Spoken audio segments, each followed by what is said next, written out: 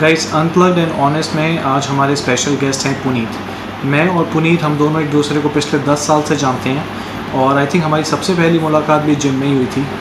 और आज पुनीत जो है एक फ़िटनेस सर्टिफाइड ट्रेनर है, one of the best trainers available है शालीमार में। This is what I can say. बहुत सारे कंपटीशंस खेल चुके हैं, प्रो हो चुके हैं एकदम। अभी लॉकडाउन से पहले ही वो मिस्टर दिल्ली में गोल्ड मेडल लेके आए थे, फर्स्ट प्लेस उनकी आई थी।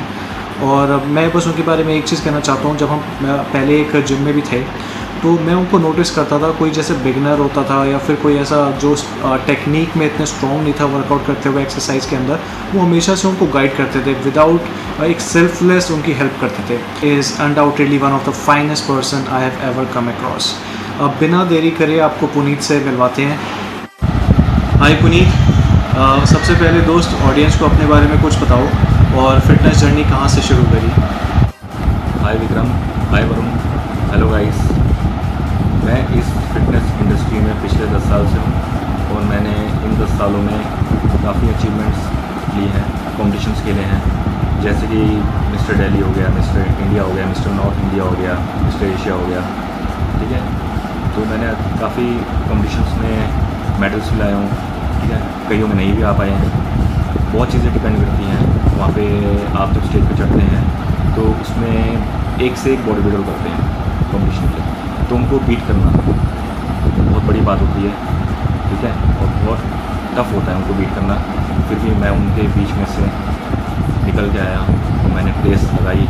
मिस्टर दिल्ली में मैंने गोल्ड मेडल लिया, ठीक है। और जब मैं इस इंडस्ट्री में आया और कैसे आया ये मैं आपको बताता हूँ। जब मैं स्कूल डेज में था, ठीक है, तब उस टाइम पे मैं देखता था टीवी पे मूवीज़ में, जैसे अपने सलमान भाई हो गए, ऋतिक रोशन हो गए और आप संजय दत्त, साहिल खान भी, उनको देख के इंस्पायर होता था। जब वो अपनी मूवीज़ में शर्ट उतारते थे, मतलब उनके 6 पैक एब्स हो गए, मसल्स, मसल्स, उनको देखते मैं इंस्पायर हुआ, ठीक है। तो मैंने भी सोचा क्यों ना मैं भी इस फील्ड में आऊँ, ठीक है, बॉडी बिल्डिंग करूँ और भीड़ से बिल्कुल अलग दिखूँ। सो गाइस, मैंने इस फील्ड को चूज़ किया, इसमें अपना करियर बनाना चाहा और आज मैं पिछले 10 साल से इसी फील्ड में ही हूँ और भगवान ने चाहा मैं अगले साल और अच्छे लेवल पे जाऊँगा। और ट्रांसफॉर्मेशन तो बहुत बड़ी बैटल होती है और बहुत सारे चैलेंजेस फेस करे होंगे आपने। उनमें से जो सबसे मुश्किल चैलेंज था उसके बारे में कुछ बताइए और फिर आपने कैसे उसको हराया। मैंने भी बहुत चैलेंजेस अपनी लाइफ में फेस किए हैं जब मैं इस फील्ड में आया। जो मेरा सफ़र था 58 kg से लेके 79 to 82 kg के आसपास का, उसमें मुझे बहुत प्रॉब्लम्स मैंने फेस करी हैं। जैसे कि कभी पैसे नहीं होते थे, ठीक है, फाइनेंशियल प्रॉब्लम बहुत होती है मेरे पास, सप्लीमेंट्स खरीदने के लिए भी पैसे नहीं होते थे, कभी मैं बीमार पड़ जाता था।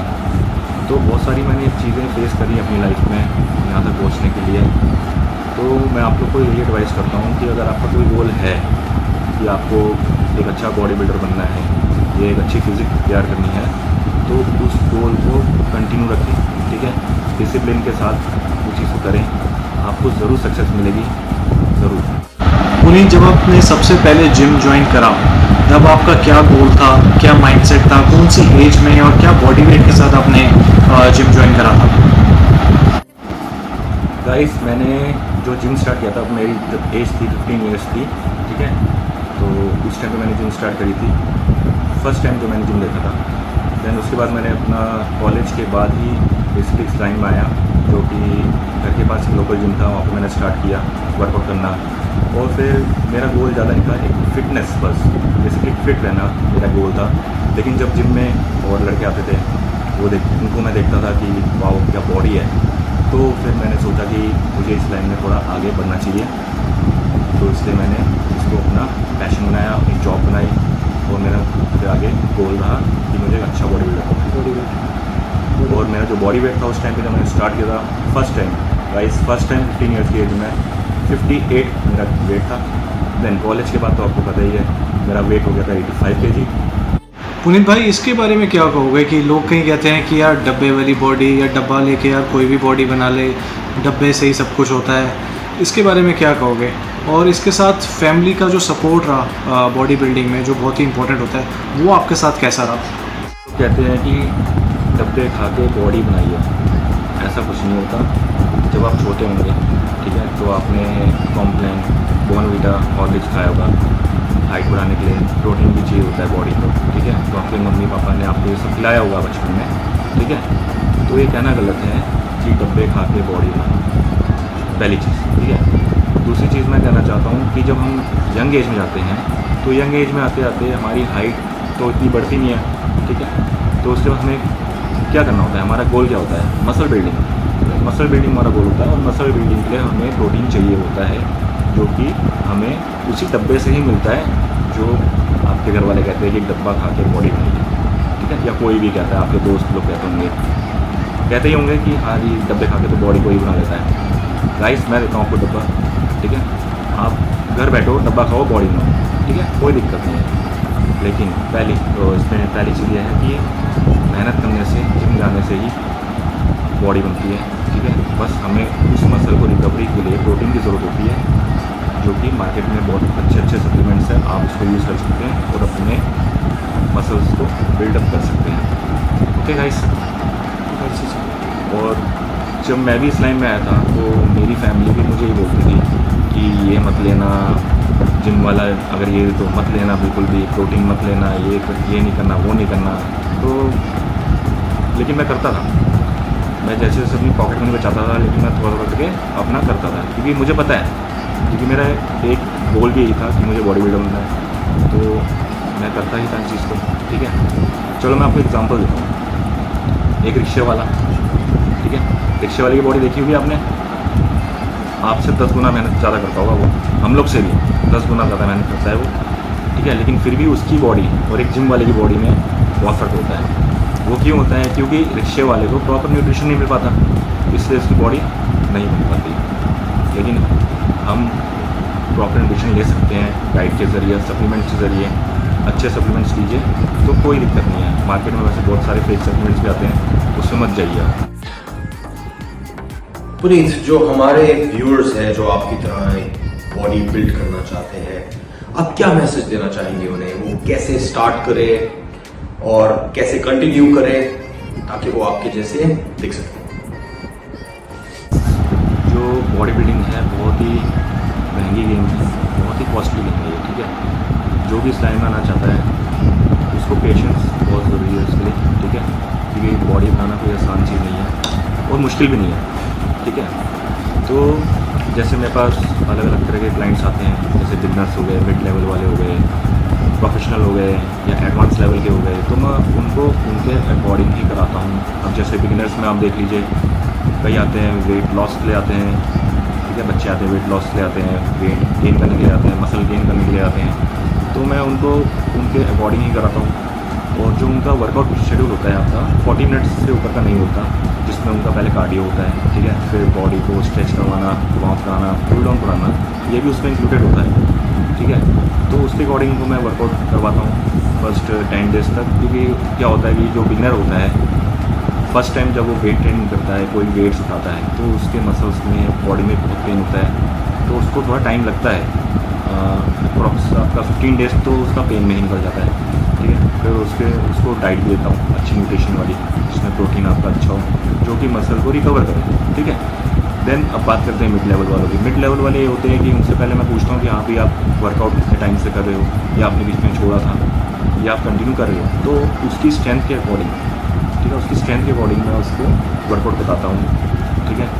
फिर उसका वर्कआउट शेड्यूल मैं चेंज करता हूँ, हर 4 वीक्स टू 5 वीक्स में उसका चेंज करता हूँ। उसके मसल पार्ट देखता हूँ, कौन से मसल्स पे काम ज़्यादा करना है, ठीक है, कौन सा मसल इम्प्रूव ज़्यादा होना चाहिए उसका, ताकि उसकी फिज़िक अच्छी दिखे, ठीक है। तो उसके हिसाब से मैं अपना उसको शेड्यूल देता हूँ। देन अब बात करते हैं आपके प्रो लेवल की, लाइक बॉडी बिल्डिंग लेवल आता है कॉम्पिटिशन लेवल्स पे, तो उसका वर्कआउट होता है आपका 4 to 5 आवर्स का, ठीक है।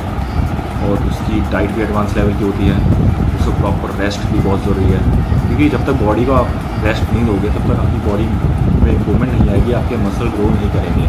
इसलिए हमें 7 to 8 आवर्स की स्लीप बहुत ज़रूरी है, जो कि ये सभी लेवल के लिए है, चाहे बिगनर हो, मिड लेवल वाला हो, कॉम्पिटिशन लेवल वाला हो या एडवांस लेवल का हो। नींद बहुत ज़रूरी है आपकी मसल्स को रिकवरी करने के लिए, ठीक है। अब जैसे इसमें गर्ल्स भी आती है बहुत सारी जिनका वेट बहुत हैवी होता है, ठीक है। कई गर्ल्स होती हैं जो बोलती हैं मेरा लोअर बहुत हैवी है।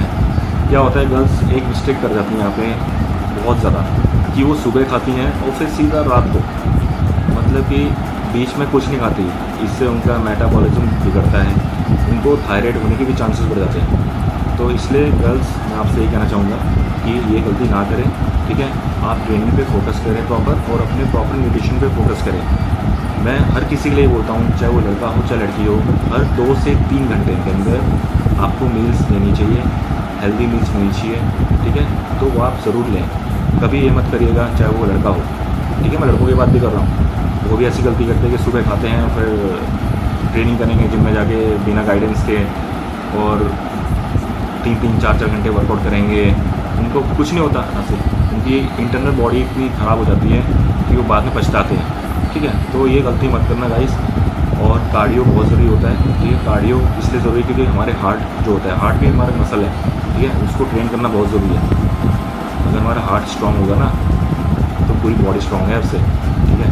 तो इसलिए कार्डियो बहुत ज़रूरी है, चाहे वो लड़का पतला हो, ठीक है। वो डिपेंड करता है कि उसका बॉडी दिखने में कैसी है, हैवी है या वेट कम है उसका, या जो भी है। तो गर्ल्स, आप लोग को भी अगर ट्रेनिंग लेनी है तो आप मुझसे कांटेक्ट कर सकते हो। आपको फ्री वेट ट्रेनिंग चाहिए, फ्री वेट ट्रेनिंग दे सकता हूँ। और इस टाइम मैं बेस्ट ट्रेनर हूँ शालीमार बाग में, तो आप मुझसे कांटेक्ट कर सकते हैं।